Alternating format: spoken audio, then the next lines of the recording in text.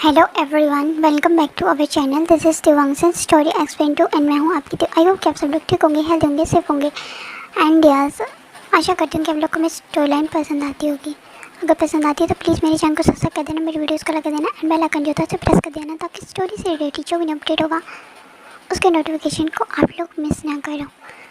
And ये story line मैं आप लोग के साथ शेयर कर सिर्फ फैन फिक्शन है, मैं जिनसे स्टोरीज का रियल लाइफ से कोई भी लेना देना नहीं है, तो उसको एक स्टोरी की तरह सुनो एंड एंजॉय करो डियर्स। ओके सो डियर्स, आज मैं आप लोग के लिए माई रूट हस्बैंड का नेक्स्ट पार्ट लेके आई हूँ। एंड ये स्टोरी बहुत जल्दी ख़त्म होने वाली, आई मीन इसके अब सिर्फ 2 पार्ट्स और आएंगे, उसके बाद ये स्टोरी कंप्लीट हो जाएगी। बिकॉज इस स्टोरी को जो है, आई मीन इस नॉवल को जो है वो इसके राइटर ने ऑलरेडी कंप्लीट कर दिया है। उन्होंने इसके 3 चैप्टर्स लास्ट के अपडेट दे दिए हैं, जिसको मैं 3 और 4 चैप्टर्स में कंप्लीट कर दूंगी। उसके बाद हम जो है वो हमारी बाकी की स्टोरीज़ को कंटिन्यू करेंगे या न्यू एफ को स्टार्ट करेंगे। सो डेज अरे स्टोरी पे आते हैं, इंट्रो काफ़ी लंबा हो गया है तो चलिए लेट्स स्टार्ट। सो डेज हमें लास्ट पार्ट में देखा था वांग जी को विंग ने जो है अपने ऑफिस में कैद करके रख लिया है। आई मीन वो उसे अपने ऑफिस रूम में लेके आया था एंड उसे वो कन्विंस कर रहा था अपना सारा मिस्टेक्स, अपना जो भी उसने गलती किया वो सभी कुछ। सो चलिए आगे की स्टोरी को कंटिन्यू करते हैं। उसके बाद हमारा वांग जी ने उससे कहा था कि वो कभी उसे माफ़ नहीं कर पाएगा। विंग उसे फिर से एक किस करता है, कहता वांग जी प्लीज़ मेरी बात सुनो, मैं तुमसे प्यार करता हूँ, मैं कोई नाटक नहीं कर रहा हूँ। मैंने अपने बॉयफ्रेंड से भी अपना रिलेशनशिप तोड़ दिया है, मैं सिर्फ तुमसे प्यार करता हूँ। अगर मैंने तुम्हें उस दिन जब मैं अपनी मीटिंग के लिए गया था, मैंने अगर तुम्हें उस दिन वहाँ पे नहीं देखा होता ना तो मुझे कभी यकीन नहीं होता कि तुम जिंदा हो। बट मेरे दिल को एक एहसास होता था, हमेशा से एक ऐसा स्ट्रॉन्ग फीलिंग आता था, मुझे लगता था कि तुम जिंदा हो एंड मैं इसीलिए तुम्हें जगह जगह पर ढूंढता था, पर तुम मुझे कहीं नहीं मिले। बट जिस दिन मैंने तुम्हें पहली बार उस दिन देखा तो मैंने पूरा मन बना लिया था कि मैं तुम्हें वापस लेके आऊँगा। और बट तुम फिर उसके बाद मुझे मिले ही नहीं। एटलीस्ट तुम जब यहाँ आए तो तुम यहाँ पर अनदर नेम से यहाँ पे एंटर हुए मेरी कंपनी में as a employee imperial designer की तरह। तो हमारा जो विंग है वो कहता है, वांग जी कहता है सो व्हाट, तुम क्या चाहते हो मुझसे? विंग सीधा कहता है आई नीड यू ना। वांग जी कहता नो, मेरा और तुम्हारा अब कोई रिश्ता नहीं है विंग, एंड मुझे घर जाना है, मेरा बेबी मेरा वेट कर रहा है। तो विंग कहता आई नो, हमारा बेबी तुम्हारा वेट कर रहा होगा हम दोनों का।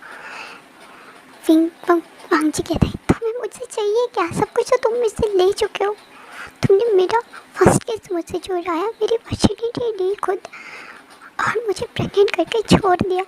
अब और क्या चाहते हो वांग जी? तो विंग तुम मुझसे, तो विंग कहता है मैं तुम्हें चाहता हूँ वांग जी, आई नीड यू, मैं तुम्हें अपनी लाइफ में चाहता हूँ। वांग जी को विंग बहुत ज़्यादा कन्फ्रंट करता है, उसे कन्फेस करता है, उसको कंसोल करता एंड फाइनली वांग जी जो है वो कहता है ठीक है, मैं तुम्हें एक चांस दूंगा। अगर इस बार तुमने मुझे हर्ट करा या मेरी लाइफ में कोई और ट्रबल क्रिएट करा तो ऐसा मैं तुम्हें छोड़ के चला जाऊँगा, मैं तुम्हें अपने बेबी आयान से कभी मिलने नहीं दूँगा। तो मैं कहता ओके, मैं रेडी हूँ, मुझे मुझे तुम्हारा बात मंजूर है, मैं इस बात के लिए एग्री करता हूँ। तो वांग जी कहता ओके आप मुझे जाने दो विंग, बेबी मेरा वेट कर रहा है, उसे मुझे फिटिंग करवाना है वरना वो बहुत ज़्यादा रोएगा। एक तो मैं उसे सुबह छोड़ के आया हूँ, अगर उसे मैं वहाँ पे नहीं दिखूँगा तो वो बहुत ज़्यादा रोता है। मदर भी कंप्लेंट करते हैं कि आयुन मेरे बिना नहीं रह सकता है। तो विंग कहते तो तुम उसे ऑफिस ला सकते हो, मैं संभाल सकता हूँ।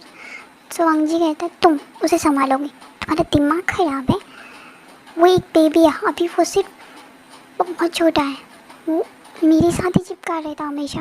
विंग कहता मुझे पता है, मैंने देखा है तुम्हें। तो वांग जी कहता क्या तुमने मुझे कहाँ देखा? तो विंग कहता मैंने तुम्हें अमेजिंग पार्क में देखा था जब तुम बेबी को लेके घूम रहे थे और तुम वहाँ से गायब हो गए थे। वांग जी को याद आता है वो दिन जब वो भाग गया था। उसके बाद वांग जी को विंग कहता है क्या मैं तुम्हें घर पे ड्रॉप कर दूँ? तो वांग जी कहता है नहीं, मैं अपनी खुद की कार लेके आया हूँ। कहता है क्या तुम मेरे साथ डिनर पे चलोगे? तो वांग जी कहता है किसी और दिन चलूँगा, बट अभी मुझे बेबी को लेके जाना है, तो प्लीज़ मुझे जाने दो। तो विंग कहता ओके, बट तुम कल मुझसे मिलने आओगे, बट तुम मेरे साथ लंच करने चलोगे। वांग जी कुछ टाइम सोचता है एंड उसके बाद जो है वो कहता है कि ठीक है मैं चलूँगा तुम्हारे साथ, बट तुम मेरे साथ टची होने की कोशिश नहीं करोगे बिकॉज तुम मेरे साथ बहुत चिपकते हो। जब मैं तुम्हारे पास था तो तुम्हें मेरी कदर ही नहीं थी, तुम मेरी तरफ देखते नहीं थे, मुझे हमेशा इग्नोर करते थे। जब भी मैं तुम्हारे करीब भी आता था ना तो तुम मुझे ऐसे इग्नोर करते थे जैसे कि मैं कोई अनदर पर्सन हूँ, तुम्हारा हस्बैंड नहीं हूँ। तो मैं कहता आई एम सॉरी ना Wang ji, but thank you so much, तुमने मुझे माफ़ कर दिया। उसका विंग जो है वांग जी को इतना ही ठक करता है, उसके लिप्स पे एक और पैशनेट से किस करता है, बट इस बार वांग जी विंग को जो है वो पुश नहीं करता है। विंग भी देखता है कि इस बार वांग जी ने उसे पुश नहीं करे, इसका मतलब ये है कि विंग को वांग जी ने सच में एक सेकेंड चांस दिया है अपनी लाइफ में आने का। तो विंग इस चांस को कैसे जाने देगा, विंग उस किस को बहुत ज़्यादा डीप कर देता है। वांग जी उस किस में मेल्ट हो जाता है एंड वो दोनों वहीं पे अपना मेकआउट करते हैं, छोटा सा मेकआउट करते हैं। उसके बाद वांग जी अपनी ड्रेस को ठीक कर होता है एंड कह रहा होता है तुम सच में बेस्ट हो, मुझे बहुत ज़्यादा परेशान कर दो, आई हेट यू। तो विंग कहता है बट आई लव यू वांग जी। वांग जी ऐसे करते हुए अपने घर के लिए निकल जाता है। एक्चुअली उसकी हालत आज बहुत ज़्यादा बुरी थी बिकॉज विंग जो है उसे बहुत ज़्यादा टीज करता है जब भी वो उसके साथ होता है। उसके बाद वांग जी जो था अपनी कार में जाता है, विंग अपनी कार में जाता है, उसके बाद दोनों अपने घर चले जाते हैं। एंड उसके बाद हमें सीन दिखाया जाता है आज विंग जब अपने घर गया था वो बहुत ज़्यादा हैप्पी था बिकॉज एटलीस्ट आज वांग जी ने उसे माफ़ कर दिया है, उसको अपनी लाइफ में एक सेकेंड चांस मिला है वांग जी को हैप्पी रखने का अपनी लाइफ में। तो वांग विंग तो इस चांस को मिस नहीं करेगा, इसलिए वो अपने डिनर की प्लानिंग करने लगा, सॉरी अपने लंच की प्लानिंग करते हैं कि उसे वांग जी को जब लंच के लिए लेके जाना है तो उसे क्या क्या प्रिपरेशन करनी है। इसके लिए वो अपनी सेक्रेटरी को कह देता है, उसकी सेक्रेटरी कहती है कि ठीक है सर मैं आपके लिए अरेंजमेंट कर दूँगी। तो विंग कहता है ओके बट याद रखना कि जो मैंने कहा है वैसा ही करना, और मैं नहीं चाहता कि वहाँ पर मेरा वो बेकार सब पोर्शन वहाँ पर आए, नज़र रखना और सो सिक्योरिटी गार्ड को उस रेस्टोरेंट के उस होटल के बाहर रखना ताकि वो वहाँ पर ना आ सके। उसके बाद ये हमें सीन दिखाया जाता है वांग जी का, जो आज वांग जी भी बहुत ज़्यादा हैप्पी था बिकॉज उसे इतने टाइम के बाद उसके हस्बैंड का जो लव केयर है वो मिला था, जिसके लिए वो हमेशा तरसता था अपने हस्बैंड के लव के लिए, केयर के लिए। आज उसे वो इस तरह मिलेगा उसने सोचा नहीं था। एंड फर्स्ट टाइम आज उसके हस्बैंड ने उसे ये कहा कि वो उससे प्यार करता है, वो भी सबसे ज़्यादा, एंड वो अपने बेबी से भी बहुत ज़्यादा प्यार करता है, जिस बात को सुन के मुझे बहुत हैप्पी था। एंड घर पे पहुंच के वो अपनी मदर को सबसे पहले हक करता है एंड उसके बाद अपने बेबी को हक करता है एंड उसके पूरे फेस पे किसी करता है। हमारा बेबी और जो होता है वो पोट बना के अपनी मम्मा को देख रहा होता है एंड अपनी मम्मा को मम मम मम करके देख रहा होता है। एंड वांग जी कहता है क्या हुआ पापा, क्या हुआ बेबी, कुछ चाहिए आपको। तो जो आयन होता है वो अपनी मम्मा की ब्रेस्ट की तरफ दिख रहा होता है। तो वांग जी जो है वो उसे शाई फील होता है बिकॉज उसे पता है कि बेबी उसकी तरफ क्यों देख रहा है एंड कहाँ देख रहा है। तो वांग जी कहता है बेबी तुम ना, तो बिल्कुल ना, इतना कह के वो रुक जाता है बिकॉज वो देखता है कि वो क्या बड़ा है। उसके बाद कहता है मॉम मैं फ्रेश होके आता हूँ फिर बेबी को वो लेके जाता हूँ, ओके। उसके मदर कहते हैं ओके। हमारा वांग जी जो है आज वो बहुत हैप्पी होता है एंड उसके बाद वो शावर लेता है, शावर लेने के बाद वो बेबी को अपने साथ ले जाता है, उसके बाद अपनी ब्रेस्ट को क्लीन करता है एंड फिर वो बेबी को फीडिंग करवाता है। बेबी आयन जो है वो अपने मम्मा के जो लिप्स है उन्हें देख रहा होता है बिकॉज उसकी मम्मा के लिप्स पे थोड़ा सा कट लग गया था जब उन्होंने उसे किस कर रहा था। तो किस करते टाइम वांग जी ने जो है जो उसे पुश किया था तब वांग जी के लिप्स पे थोड़ा सा कट लग गया था। उसके बाद जो वांग जी है वो बेबी का हाथ लेता है ना, उसको किस करता है, कहता है बेबी मुझे हमेशा से लगता था कि तुम्हारे फादर हमारी लाइफ में वापस ज़रूर आएंगे एंड दिखा तुमने तुम्हारे फादर तुम्हें और मुझे अपनी लाइफ में चाहते, वो हम दोनों से बहुत प्यार करते हैं बेबी। उसके बाद वही वांग जी जो होता है वो बेबी के फोrehead पे किस करते हैं, कहता है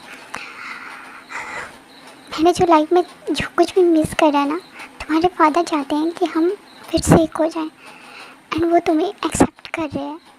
मेरे लिए इससे बढ़कर डे, हैप्पीनेस से भरा हुआ डे कभी नहीं था बेबी।